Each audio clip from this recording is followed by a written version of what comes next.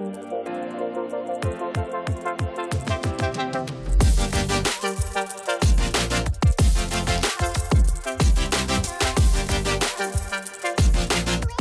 à tous, j'espère que vous allez bien, que vous avez passé une très bonne semaine de trading. Donc on va faire comme d'habitude, on va faire le tour au niveau des marchés américains pour regarder qu'est-ce qui s'est passé cette semaine. Donc on va commencer par les indices majeurs, donc le S&P 500. La semaine dernière, j'avais dit, vous voyez ici, on avait une petite zone de consolidation dans une zone neutre. Et si on cassait ce niveau-là, bien évidemment, on allait retoucher ce niveau ici. C'est ce qui s'est passé. Vous voyez, on est même allé retoucher donc le bas de la trendline. Si je vais au niveau du weekly, vous pouvez voir actuellement qu'on a une trendline quand même parfaitement dessinée. On a rebondi à partir de celle-ci jeudi, pardon, excusez-moi. Ce qui s'est passé exactement, c'est que, vous voyez, on a eu à peu près 2-3 jours de chute, mais quand on est arrivé ici, il y avait quand même un niveau de short assez important. Et ce qui fait que quand on arrive à peu près à des niveaux de short assez importants, il y a plus de probabilité en fait à ce que ça se renverse que de shorter ici. Parce que tout le monde est dans le même sens et que c'est quand tout le monde est dans le même sens que finalement ça se retourne. C'est ce que j'ai eu comme signaux, par exemple au niveau du VIX, par exemple, ça c'est le fonds négocié en bourse qui traque le VIX. Quand on est arrivé cette journée-là, j'ai eu jeudi, vous voyez, si je tape VIX, ça c'est mon data pour les données, les transactions qui passent, les blocs de transactions importants qui passent au niveau du produit. Donc là, vous pouvez voir qu'il y a eu 2,4 millions de positions qui sont passées. Vous voyez que par rapport aux autres journées, c'est quand même assez important. Et du coup, c'était une grosse vente. Donc, bien évidemment, qui dit vente sur le VIX dit une petite poussée sur le S&P 500. Donc, on peut appeler ça, on ne sait pas si pour l'instant, ça reste un dead cat bounce.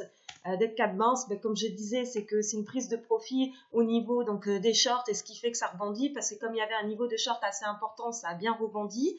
Ou est-ce que ça va être un reversal, un renversement, pardon, définitif. Donc on va le savoir juste la semaine prochaine. Donc personnellement, en fait, là actuellement, vous voyez, si on passe au-dessus de ce niveau-là, par exemple, je vais juste vous dessiner ça.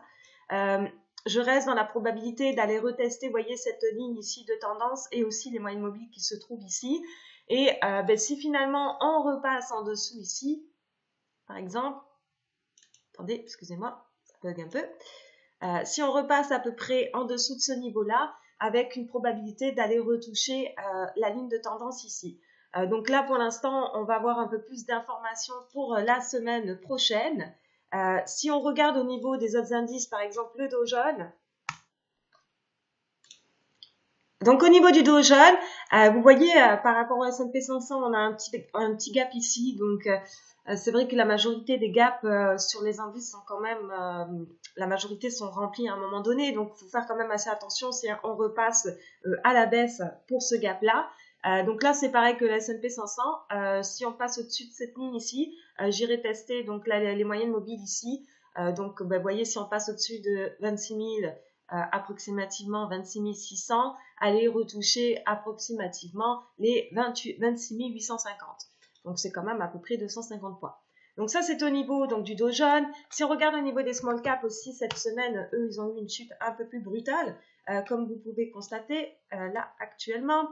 Donc on avait dit donc effectivement que si on cassait ici, il y avait des probabilités d'aller remplir le gap ici. C'est ce qui s'est passé.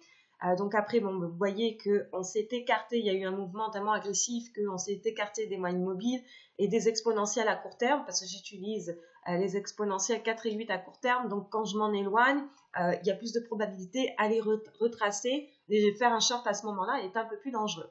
Voilà, vous voyez que ça a remonté. On a les mèches qui démontraient un petit peu une petite force d'achat pour le retracement.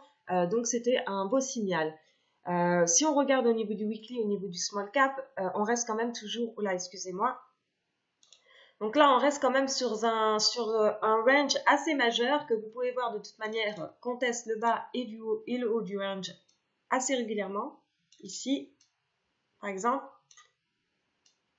voyez, et ici aussi. Donc maintenant, est-ce qu'on va rester dans ce range pendant éternellement? C'est un peu la question que je me pose parce que le small cap, même si je vais au niveau du monthly, vous pouvez constater qu'on est dans ce range depuis un moment. Vous voyez que toutes les moyennes mobiles sont compilées entre elles et quand ça va casser, ça va être de manière assez importante. Donc c'est quand même à surveiller le small cap.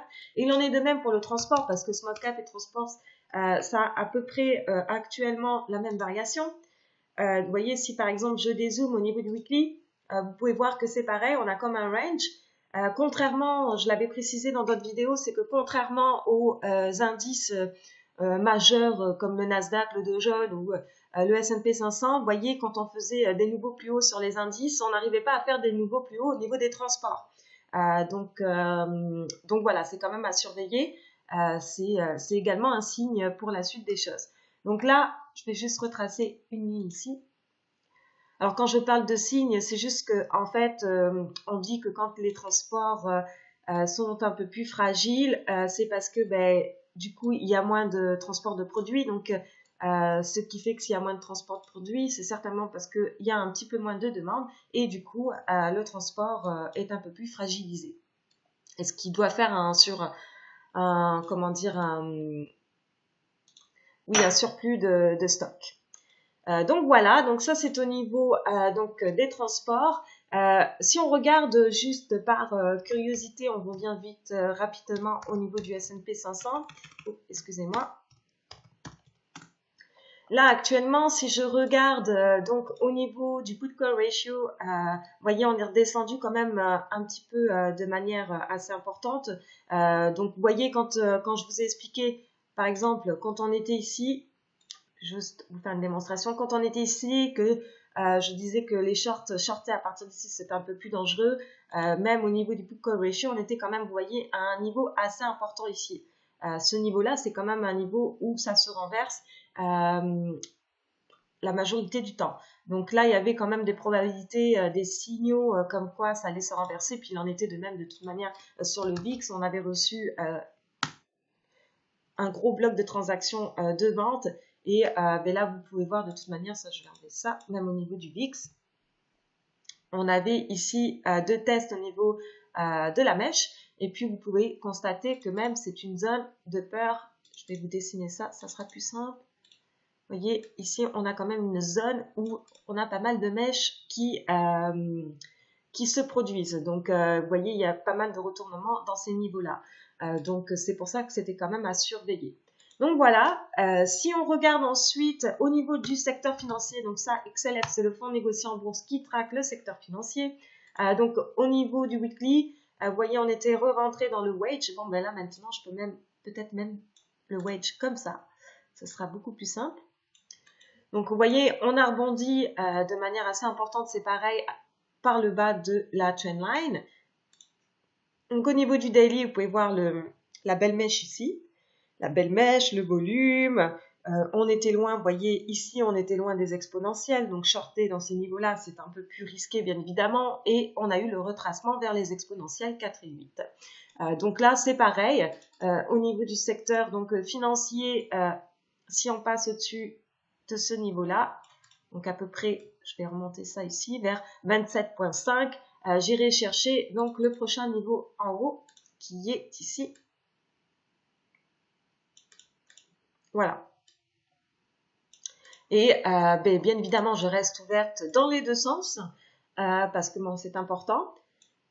Si on passe en dessous d'ici, on pourrait encore aller retester de nouveau le bas de la trendline. Donc voilà, donc ça c'est le secteur donc, financier. Si on regarde maintenant au niveau du secteur technologique, donc vous voyez, c'est un peu, ça consolide un peu plus. Vous voyez, il y a toutes les moyennes mobiles qui sont là. C'est un peu le party time.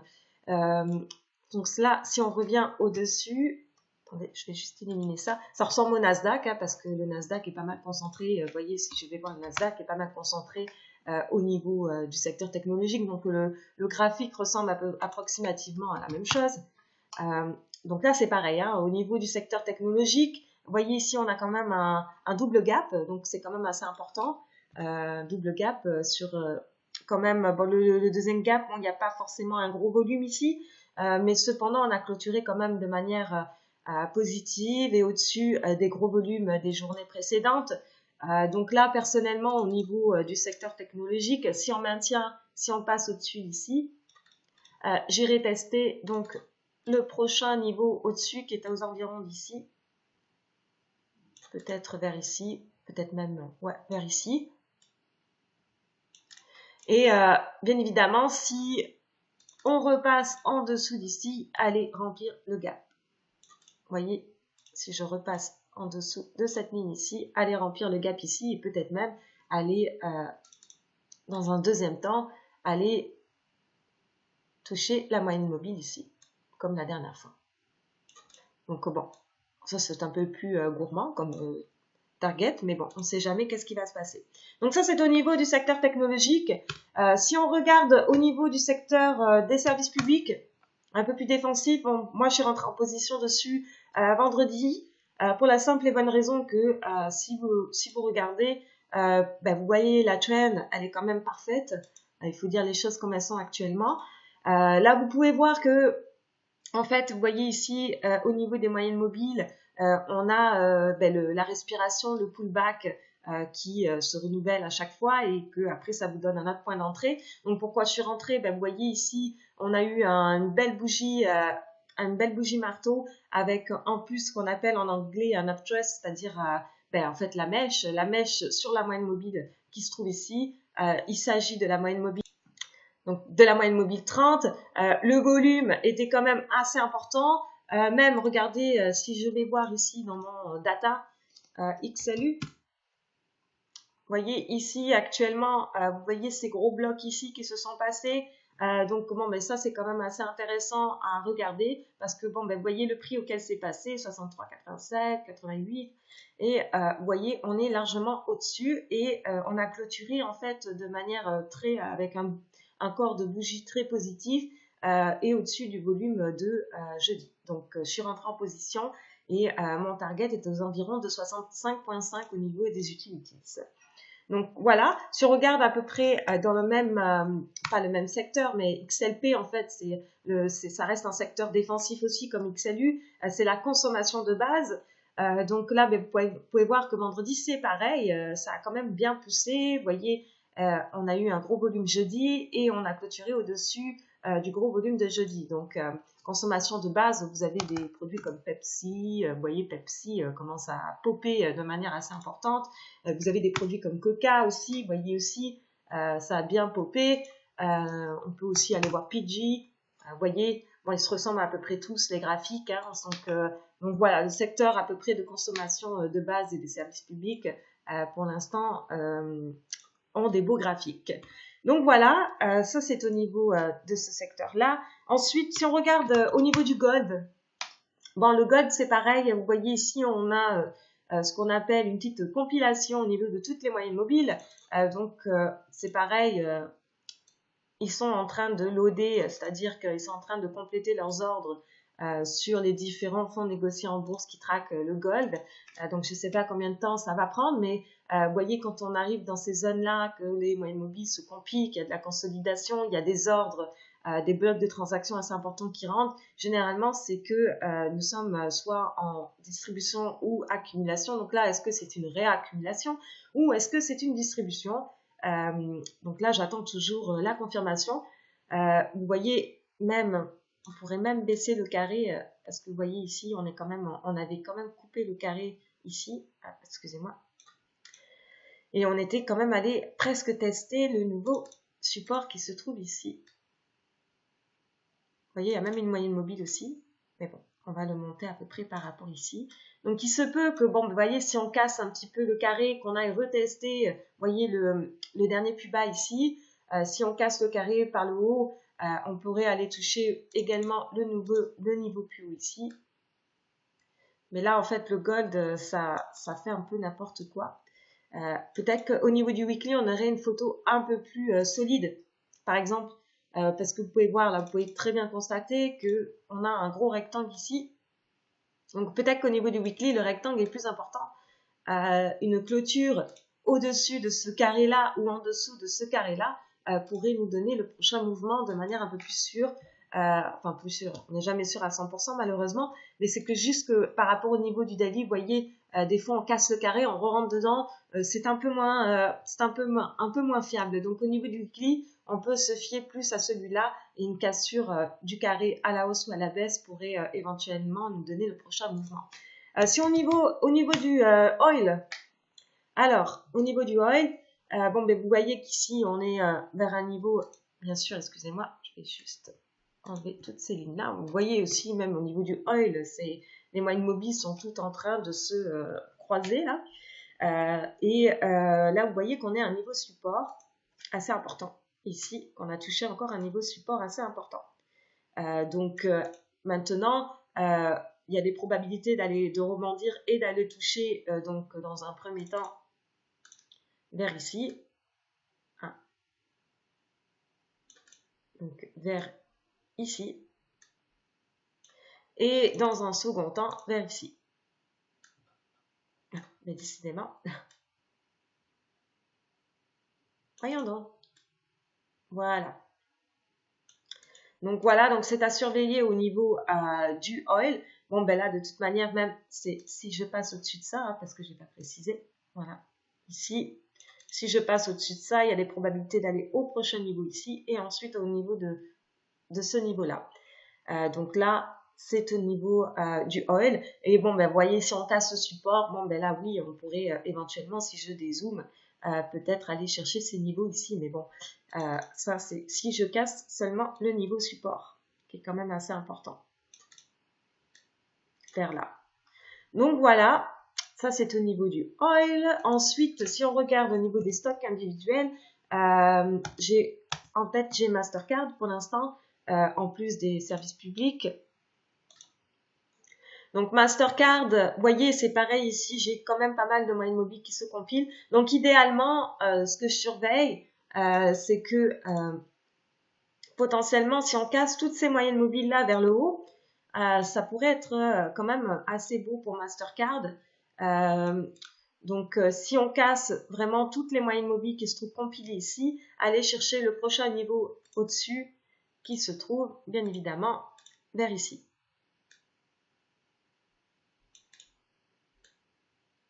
Vers ici. Donc ça peut être intéressant de surveiller Mastercard, c'est un stock que j'aime bien trader. Ensuite, Shopify, je suis toujours en position. J'avais dit que si on cassait au-dessus, on irait tester le niveau qui se trouve juste au-dessus. Donc là, je reste toujours en position. On a clôturé en forme de doji. Donc si vous voyez, lundi, on clôture avec une belle bougie haussière comme celle-ci au-dessus du doji. Ça va faire comme un pattern sandwich. Donc ça sera encore plus beau. Donc pour l'instant, je reste en position. Ensuite, ce que je regarde aussi, c'est le secteur semi-conducteur. Donc le secteur semi-conducteur, là vous pouvez constater, on est allé remplir le gap comme dans la majorité des indices. Mais vous voyez, on a pareil, on a toutes les moyennes mobiles ici qui sont compilées. Donc c'est vrai qu'une clôture, là vous voyez, on a clôturé au-dessus. Pour l'instant, je trouve que ça a une belle tête. Mais cependant, lundi, si on passe au-dessus, ça serait encore mieux, je dirais. Ah, voyons donc. Voilà. Donc pour l'instant, je reste toujours positive sur le secteur technologique. Donc bien évidemment, si ça passe au-dessus et que ça va toucher, ça pourrait éventuellement toucher le dernier plus haut ici vers les zones de 122, 60, 60, 10, on va dire approximativement. Ça vous donne une petite idée de quand sortir. Donc voilà, donc ça, semi-conducteur, c'est toutes les sociétés comme de puces là, de puces électroniques là. Vous avez Nvidia, vous pouvez voir que il a quand même une belle tête. Vous avez MU aussi, vous voyez, un beau retracement.